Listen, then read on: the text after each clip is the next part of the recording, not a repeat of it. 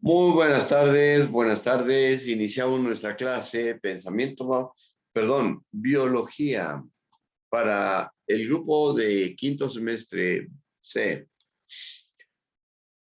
En esta ocasión estamos viendo algo relacionado, ya las definiciones se han dado para sistemática y taxonomía.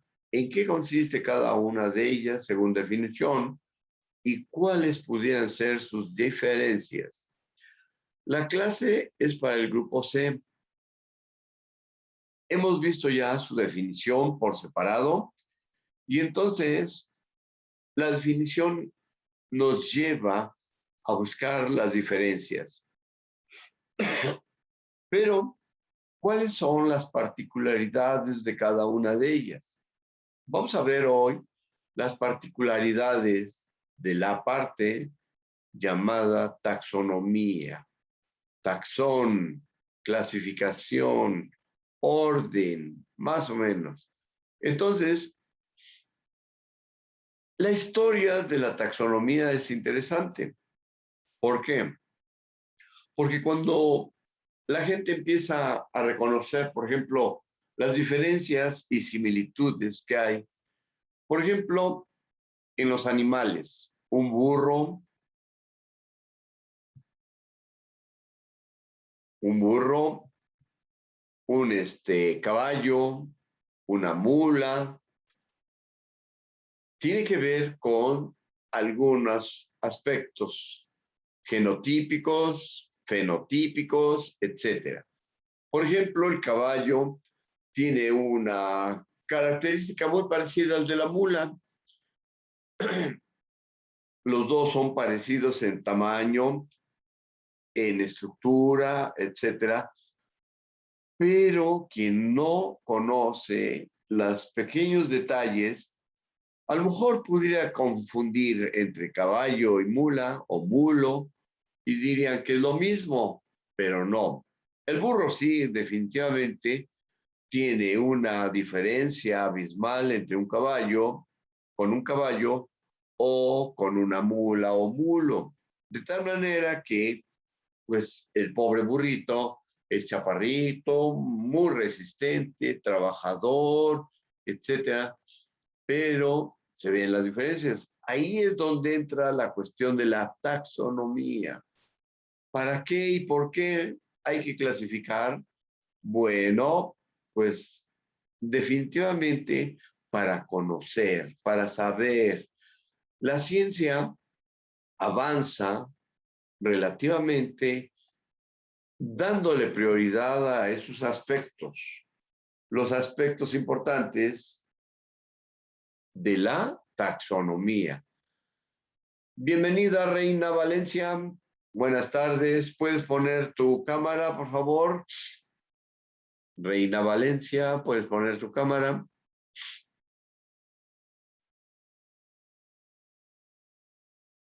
Para saber quién eres, cómo eres, etcétera. Reina Valencia, ¿puede poner su cámara, por favor?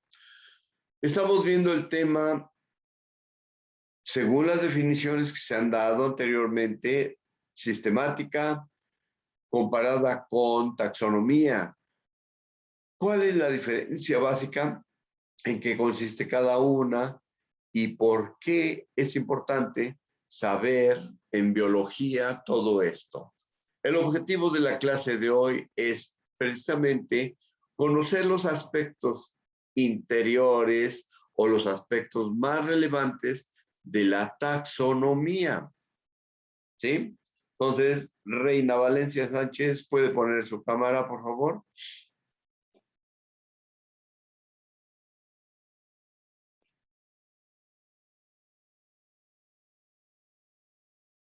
¿Y si me escucha, Reina Valencia?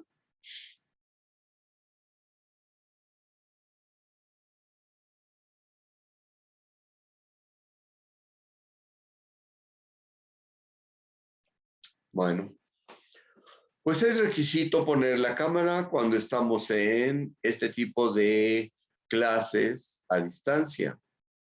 Y entonces, bueno, es un requisito importante para interactuar y para tener una información de ida y venida, hacer preguntas, retroalimentar información y otros aspectos que son muy importantes. Bueno, entonces Reina Valencia no quiere poner su cámara. Vamos a ver un video relacionado con la historia de la taxonomía. ¿Y por qué es importante la taxonomía? Porque hay que clasificar los reinos, hay que clasificar los géneros y otras cosas y saber por qué y desde cuándo se han ido clasificando las cosas de los seres vivos. El mundo en que vivimos es muy importante. Bien, continuamos. Ahí está. Vamos a darle pausa al sonido y luego vamos a darle pausa a la calidad del sonido. ¿Sí? Entonces, hacemos grande la imagen. Reina Valencia, bienvenida de todo. Ahí está.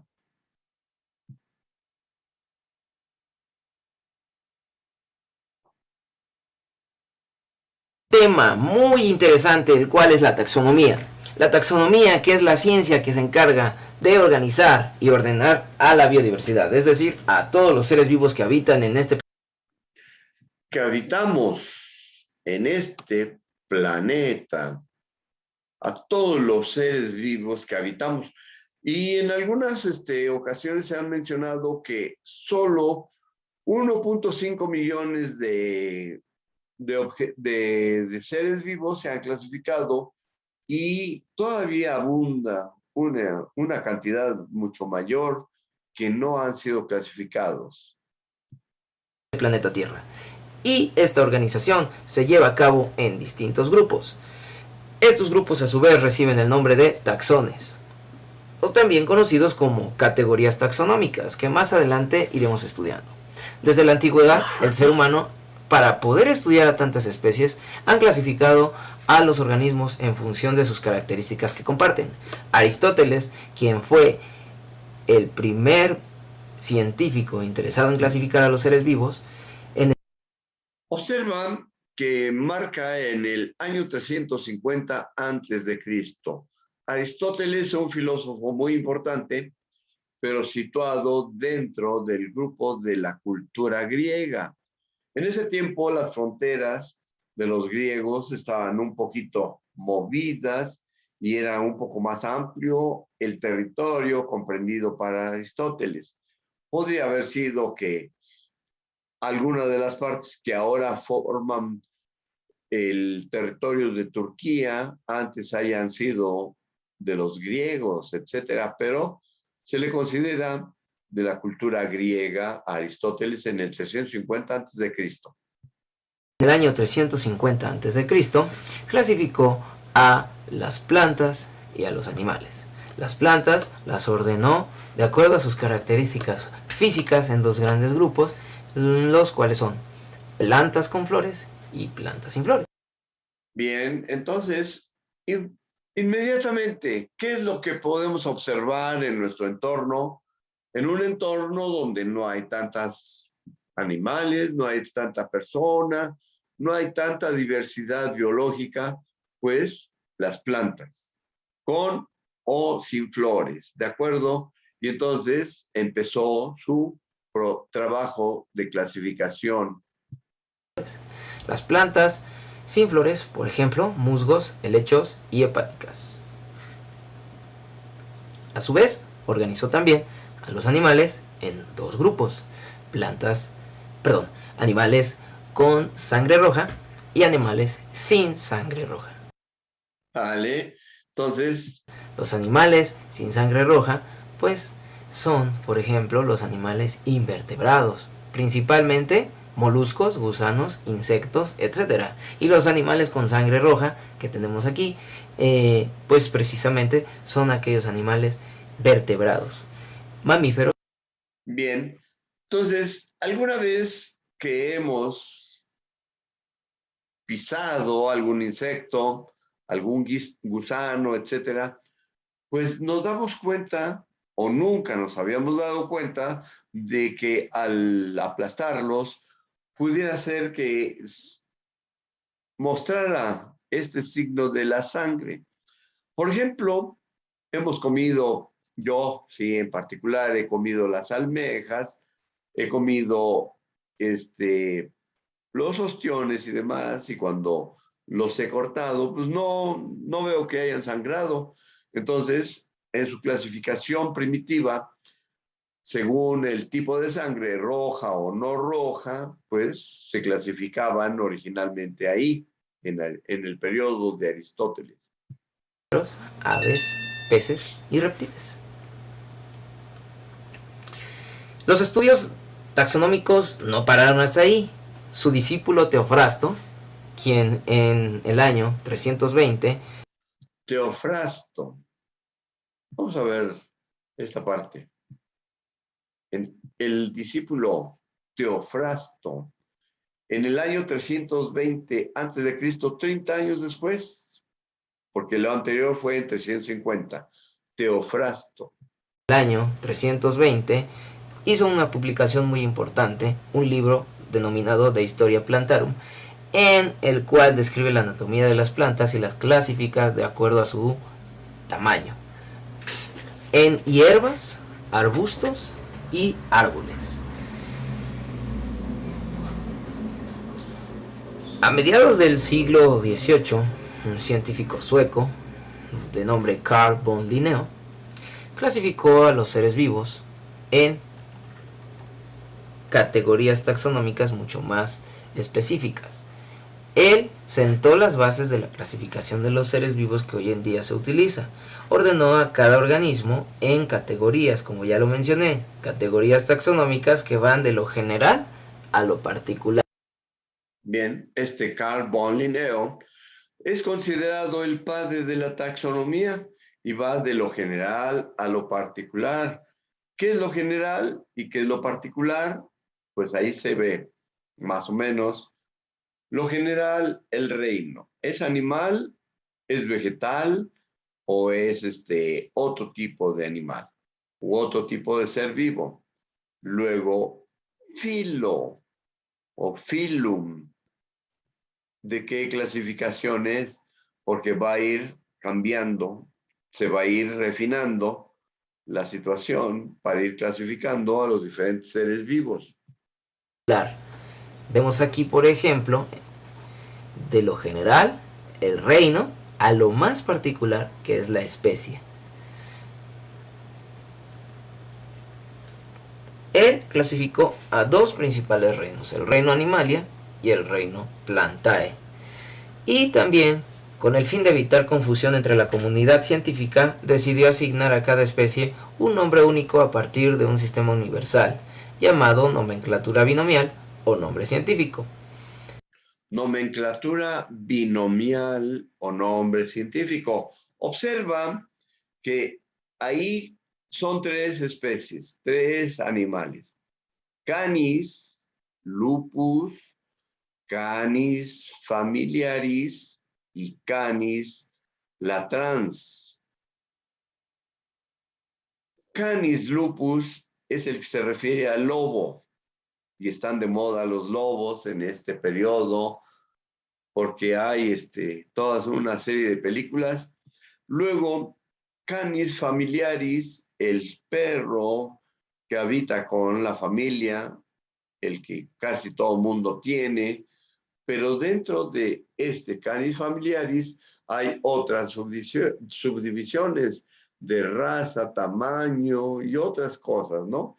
Y el Canis latrans, por ejemplo, el coyote mexicano, también creo que hay lobo americano, lobo europeo y otros estilos de Canis lupus. Le damos la bienvenida a Miriam Velázquez, Reina Valencia. Si gustas, Miriam Velázquez, poner tu cámara, por favor, como una regla de participación para que vayamos retroalimentando y teniendo la oportunidad de generar una buena clase, retroalimentando. ¿Sí? Estamos viendo algo sobre la historia de la taxonomía. Hemos visto hasta ahorita dos nombres de, se puede decir científicos o filósofos de la antigua Grecia. Estamos en el año 350 con el primero y el 320 antes de Cristo con el segundo.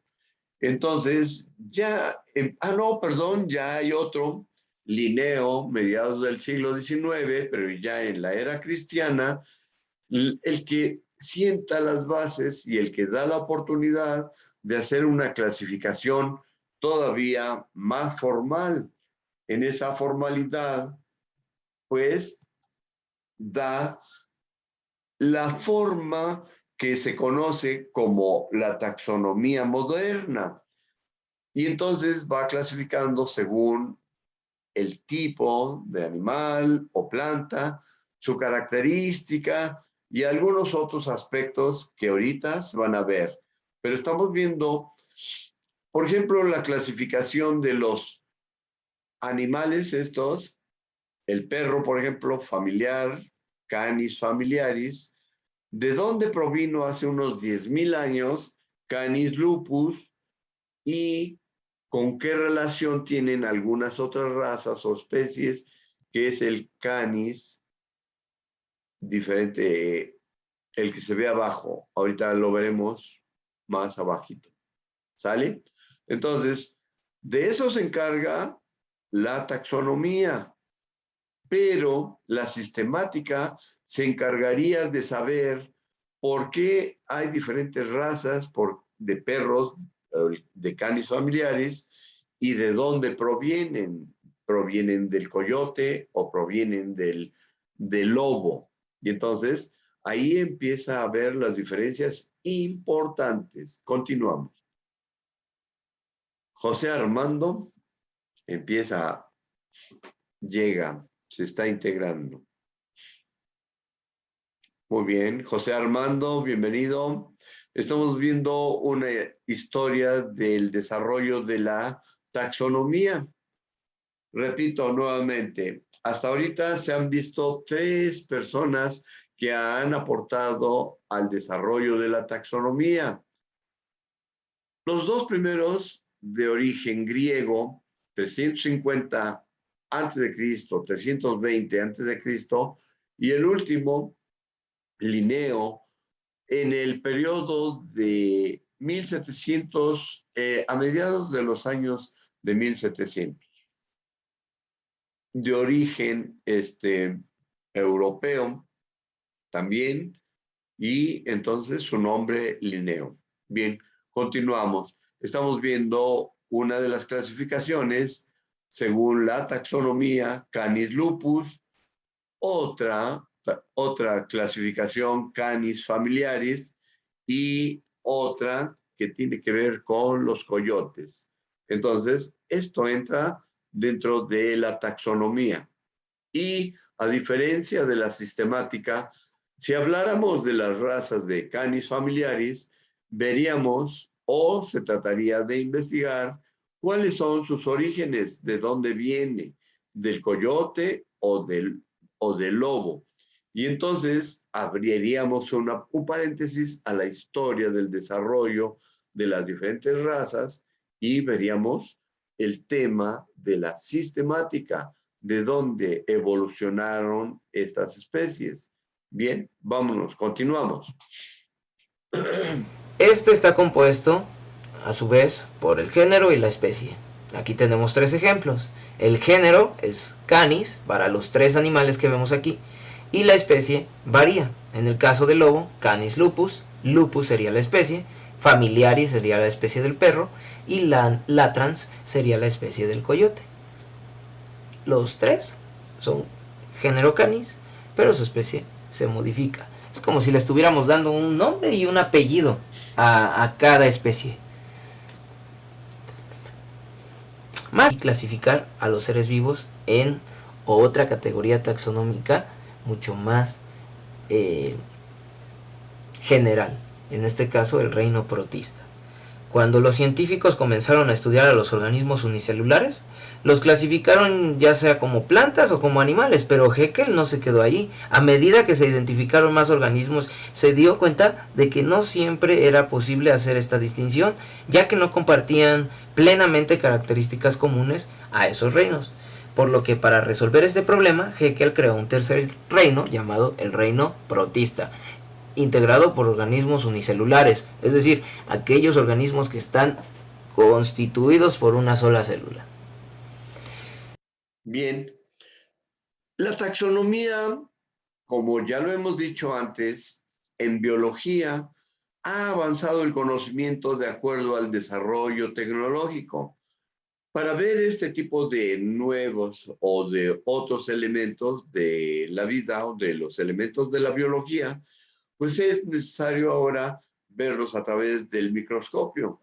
Por lo tanto, hay unicelulares o pluricelulares, pero también de carácter muy pequeño, muy pequeñito, de tal manera que esto ya lo vimos en biología, en el capítulo 2, creo, de la célula, cuando se ven bacterias y virus que tienen un tamaño de 50 nanómetros, 100 nanómetros, 120 nanómetros, etcétera, y entonces son todavía algunos organismos de carácter microscópico.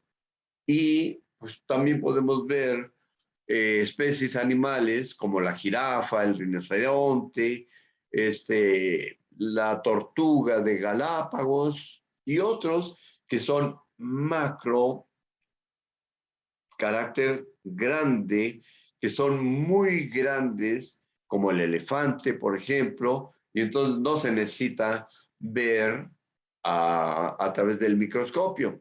Pero lo que sí se tiene que ver a través del microscopio es la parte interna, los aspectos genotípicos, ¿de acuerdo? Y hacer análisis clínico y otros aspectos muy interesantes. Continuamos. En el año 1956, durante las siguientes décadas, los científicos aprendieron más acerca de la enorme cantidad y diversidad de los microorganismos y así descubrieron que existen diferencias entre células de los organismos. Estas diferencias son muy particulares y yo creo que más adelante los vamos a estudiar. Sin embargo, los mencionaré. El reino Monera está constituido principalmente por organismos, o microorganismos más bien dicho, procariontes. Procariontes, que etimológicamente significa pro, antes, y carión, núcleo. Es decir, los organismos que no, en su estructura, no contienen un núcleo. Su estructura celular no tiene un núcleo. Su información genética no está almacenada en un núcleo. Bien, entonces, el reino que le llaman Monera es el de las bacterias y de otro tipo de células procariontes, o como le llaman, hay diferentes formas de llamarles, pero son procariontes, etc. Esto es lo que ya vimos en el capítulo anterior de las células, cuando vimos células que sí tienen núcleo o que no tienen núcleo, pero que tienen todos sus instrumentos para reproducirse internamente y tienen una forma de vida muy importante. ¿Sale? Las bacterias están en el reino Monera y además están clasificados como procariontes, ¿de acuerdo? Que no tienen o que van hacia el núcleo, hacia tener un núcleo, procariontes. Y en los organismos eucariontes, en este caso los pertenecientes al reino protista, sus células, al reino protista, al reino planta y al reino animal, sus células contienen un núcleo en donde se almacena la información genética, el ADN, ¿sí? Entonces es una característica importante para poder diferenciarlo, y de esta manera se creó el reino Monera, diferenciando las características celulares, en este caso el núcleo. Continuando, el antes mencionado científico consideró dos reinos, consideró otro reino, se generaron 4 reinos, que fue el reino Monera, el reino Protista, el reino Plantae y el reino Animalia. Bien, en 1969 Robert H. Whittaker, o como se pronuncie, hace estudios y va avanzando la tecnología, y creo que es el tiempo en el que ya desarrollan el microscopio electrónico, y entonces empiezan a ver más allá de lo que veían antes otros científicos. Antes de Whittaker se consideraba que las bacterias y los hongos pertenecían al reino de las plantas. Conforme se conocieron más características de los hongos y otros microorganismos, se hizo evidente la necesidad de sacarlos del reino de las plantas, por lo que Whittaker propuso un sistema de clasificación de 5 reinos, al considerar los siguientes criterios. Número 1, el tipo celular, procariontes y eucariontes.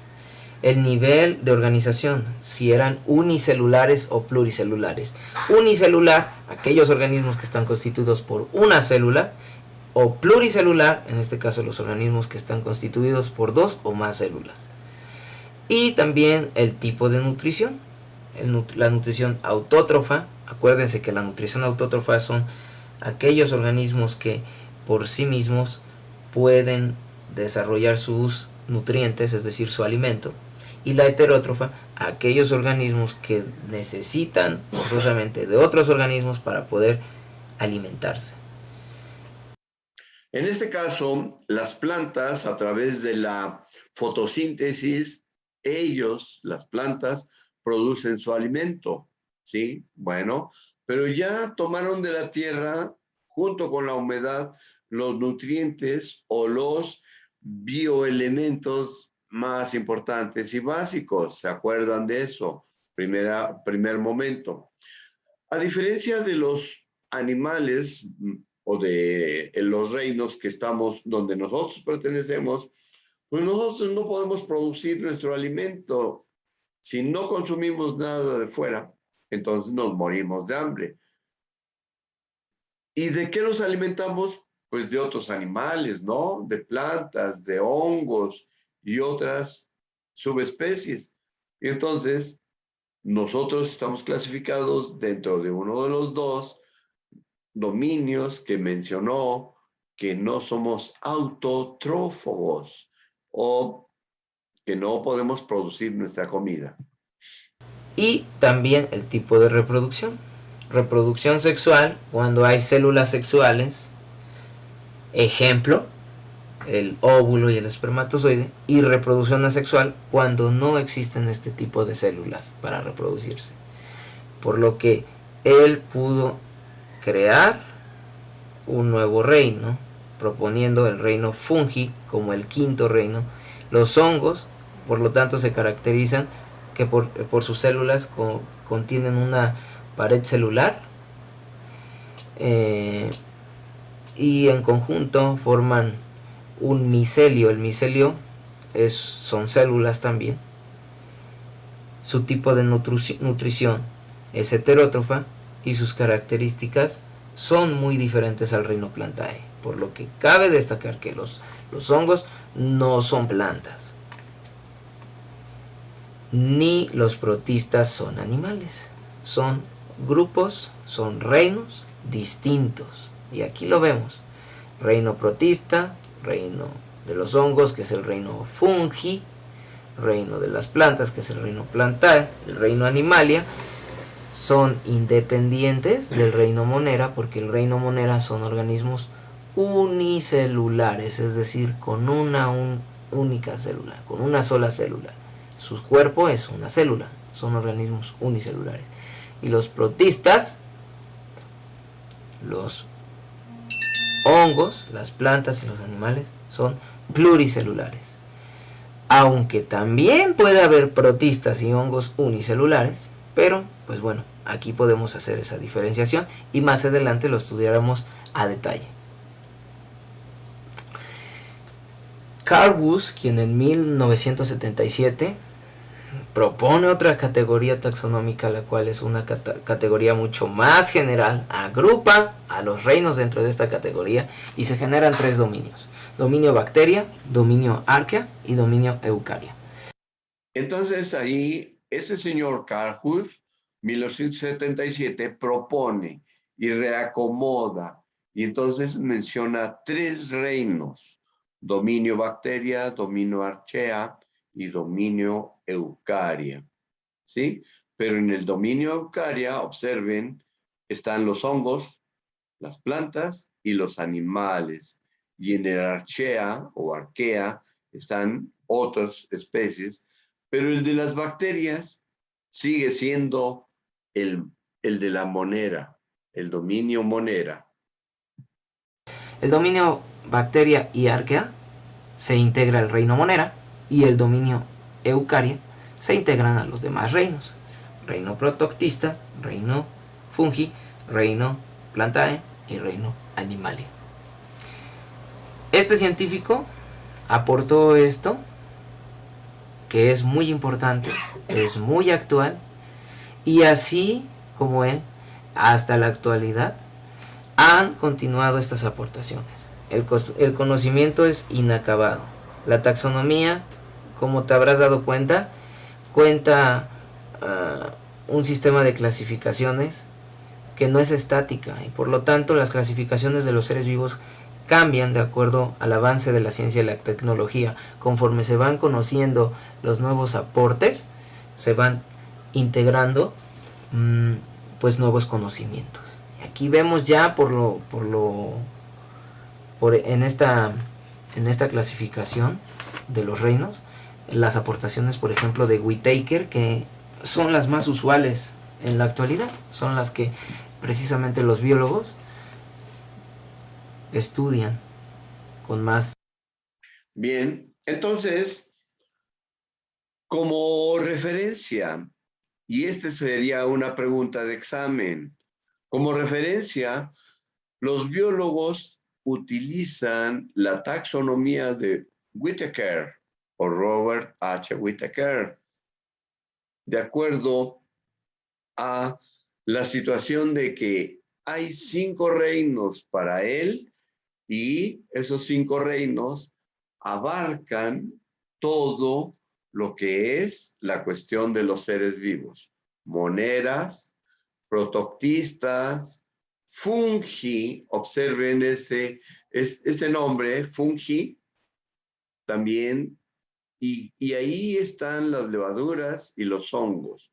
La levadura de cerveza, que es algo que a veces nos sugiere el médico cuando tenemos deficiencia en nuestro tracto digestivo, cuando nuestra flora intestinal está un poquito lastimada, nos sugiere que tomemos levadura de cerveza, pero es algo parecido a un microorganismo que está clasificado dentro de la clasificación con los hongos.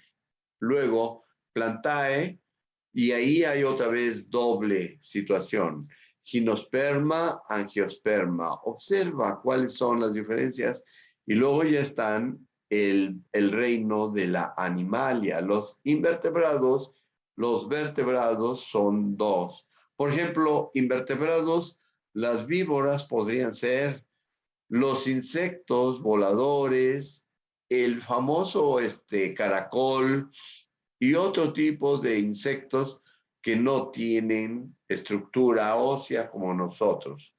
Y pues nosotros sí tenemos nuestro esqueleto, igual que los peces, igual que los patos, los felinos, las aves y demás. Bien, en el reino de las moneras están las bacterias, las proto. Aquí se separó protoctistas y le dieron base a la de moneras, donde están las bacterias y cianobacterias. Las cianobacterias están allá en el fondo del mar, donde está saliendo la lava volcánica, donde las temperaturas son totalmente muy elevadas y ahí en ese medio terriblemente caluroso, con cierto tipo de nutrientes, se encuentran este tipo de elementos llamados cianobacterias. ¿Sale? Y entonces acuérdense, Monera, Protoctista, Fungi, Plantae y Animae. Ustedes pueden tomarle una foto o una captura de pantalla y con esto se van a situar muy bien dentro de lo que es la taxonomía. Con más detalle. Entonces, retomando, reino Monera, como lo mencionamos, reino de las bacterias. Reino protoctista, tenemos los protozoarios y algas unicelulares. Ya lo ven. Aquí tenemos unicelular y pluricelular también. En los hongos, por ejemplo, tenemos levaduras, son unicelulares. Hongos, en este caso, hay pluricelulares también. Aquí los hongos, por ejemplo, este tipo de hongo que se llama hongo Basidiomycete, pertenece a otro grupo. Es un grupo de hongos que generan un órgano reproductor, en este caso un cuerpo fructífero. Este hongo, por ejemplo, es Agaricus campestris, o conocido como el champiñón, ¿sí? Y bueno, los otros dos reinos que ya conocemos más, porque pues obviamente son macroscópicos, los podemos ver y se han hecho estudios desde mucho antes. Animalia y Plantae son los dos últimos reinos. Aquí tenemos otra imagen que nos muestra los 5 reinos. El término protoctista nació a partir de otra científica llamada Lynn Margulis, y ella ya integra algas y protozoarios. Antiguamente en el reino protista nada más se integraba a las algas, nada más se integraba a los protozoarios. Aquí tenemos ya 5 reinos. Esta es una imagen mucho más apreciativa de los 5 reinos. Nos da las características de cada reino. Y pues bueno, aquí está el material para que ustedes lo aprovechen. Espero que les haya servido esta presentación. Bien, relativamente ese es el trabajo que se solicita para la semana número 3 en la cuestión del producto que ustedes deberían entregar. Y entonces puede ser así tan amplio como esto lo que se está viendo en esta imagen, o puede ser un poquito más simplificado, pero no olviden que siempre se les pide escribir cuál es el objetivo de su trabajo. Y si no hay objetivo, entonces podemos hablar de 1000 cosas y las 1000 cosas pues están aceptadas porque nunca se mencionó el objetivo. Y en este caso, para biología, el objetivo de esta clase es saber algo de la historia de la taxonomía. Algo, no todo, porque es más amplio todavía. Por lo tanto, se mencionaron fechas, nombres, cuál fue su aportación de cada uno de ellos, en qué participó, qué bases o cómo trabajó y luego, de acuerdo a otros aspectos, cómo se fue refinando la forma de clasificar. Siempre hay unicelular y pluricelular dentro de las clasificaciones. Y entonces, este comentario que estoy haciendo es el comentario que utilizaríamos como conclusión. La conclusión es que para cualquier reporte debe haber, por ejemplo, se menciona la fecha de hoy, 12 de enero del 2022, clase de biología, tercer momento, semana número 4, estamos dando las bases de situar el aspecto histórico del desarrollo de los temas y entonces estamos viendo algo relacionado con la taxonomía y cuáles son las diferencias posibles con lo que se llama sistemática, de tal manera que vamos haciendo cada vez cada vez más organizada la cuestión de las clases y de los aspectos teóricos que estamos mencionando en nuestras clases de biología. Por lo tanto, quedamos con que hay 5 reinos y están ahí, bacterias. Ahora cambió porque le ponen una C, protoctistas, no protistas, protoctistas, que es el segundo reino. El de las plantas, que ya conocemos más o menos, el de los reinos de los hongos y el reino de los animales. Y aquí hay algo que cabe mencionar. Dice, fíjate bien, los virus no aparecen en ninguno de los reinos porque no son seres vivos, no tienen funciones de nutrición ni de relación y no pueden reproducirse por ellos mismos, sino a través de otras células. Es decir, podemos encontrar virus ahí guardados en alguna burbuja fría de alguna parte del polo norte o polo sur, que han estado ahí guardados y esperando a ser liberados y encontrar ¿cómo se llama? Un huésped donde se puedan desarrollar y además se puedan reproducir. Luego aquí abajo dice, todas las flechas van desde lo más abajo o ascendientes, desde los seres más primitivos a los más evolucionados.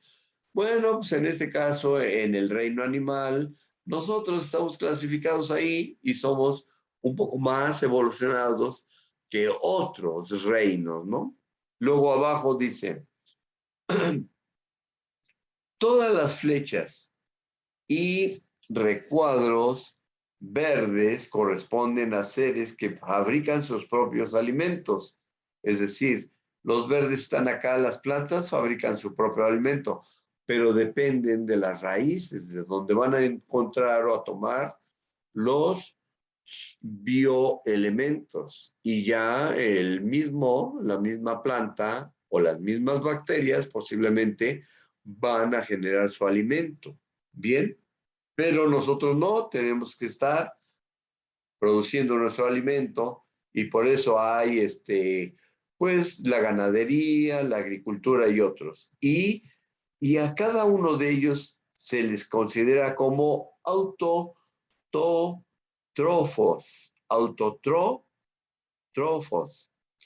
Y los que tenemos que producir nuestro alimento estamos considerados como heterótrofos, porque comemos un quesito, un huevo que produjo la gallina, un buen elote de maíz, etcétera, o comemos un corte de carne producido por un animal o sacado de algún animal como un pollo, una res, un cerdo u otros, ¿no? Y entonces esa clasificación tiene que ver con este tipo de los 5 reinos, ¿de acuerdo? Y hasta aquí pues vamos a compartir nuestra, ¿cómo se puede decir? Nuestro video. Y podemos entrar ya a la situación de qué nos gustó de la clase, qué no nos gustó, qué entendí y qué se me facilitó aprender. José Armando, ¿nos podrías regalar un poquito de tus puntos de vista? ¿Qué te gustó de la clase? Pues que se divide en muchos reinos, todos los seres vivos tienen una composición y un tipo de, bueno, pues se podría decir que son especies, ¿no? Realmente son especies y que están divididas por partes. Muy bien, muy bien. Gracias. Miriam Velázquez, ¿podrías darnos alguna observación de algo relacionado con la clase de hoy?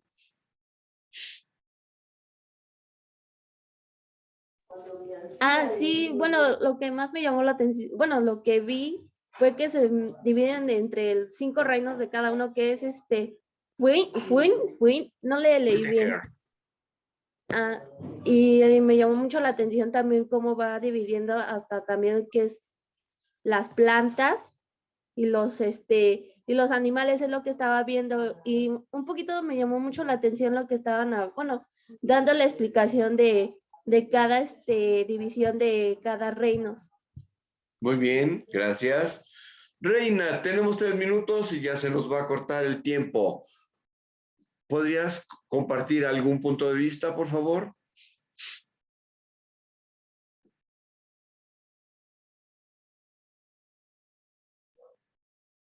Parece que no está. Bien, se les agradece a cada uno de ustedes su participación y su presencia en la clase de hoy. Gracias, con esto terminamos. Pueden ya salir de la clase de hoy y prepararse para la siguiente que ya está a punto de empezar. Gracias, José Armando. Gracias, Miriam. Gracias, Reina, Valencia. Nos estamos viendo. Hasta luego. Hasta luego, profesor. Hasta luego, profe. Ya pueden salir. Reina Valencia, ya puede salir. Gracias por su presencia.